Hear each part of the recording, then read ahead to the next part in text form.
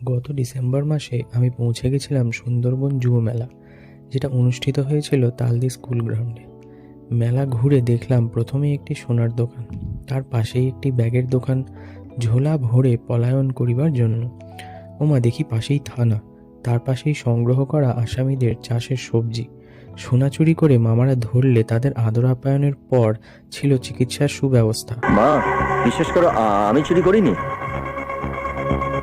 মা, তুমি চুপ করে আছো কেন? মা, বিশেষ করে আমি চুরি করিনি। মা, আর যদি মামাদের চোখ ফাঁকি দেওয়া যায় তাহলে সামনেই রয়েছে বন্দে ভারত এক্সপ্রেস, ওঠো অ্যান্ড ভ্যানিশ। ফটোগ্রাফির নেশায় এক মহিলাকে রিকোয়েস্ট করতে উনি বললেন, মানুষের বাচ্চা। বোর হয়ে আমি অনেক কটা ছবি এঁকে ফেললাম এবং মেলার এক্সিবিশনে দিয়ে এলাম।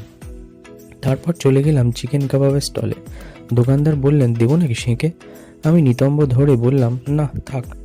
সন্ধে হতেই মেলা কর্তৃপক্ষ আকাশে একটি উল্কা ছুড়ে দিয়ে ডান্স প্রোগ্রাম দিয়ে শুরু করলেন। প্রোগ্রাম শেষ হতে আমি এন্টারটেইনড হতে জুয়া খেলতে গেলাম। জিতলে নাকি সাবান পাওয়া যাবে, স্কচ ব্রাইট দিয়ে পিঠও ঘষে দেবে।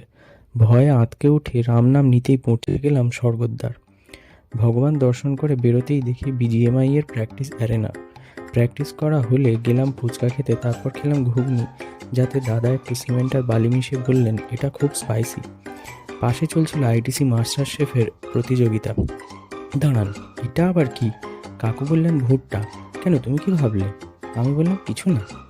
আর একটু এগিয়ে দেখি বেহুলা লক্ষিন্দর আবার ফিরে এসেছে এবং নিচে মা মনসাকে ইমপ্রেস করছে।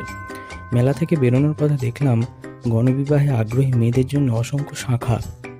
এটা তাদের বড় বাজার। অবশেষে প্ল্যাটফর্মে পৌঁছে লাইন ধরে হেঁটে হেঁটে বাড়ি ফিরলাম।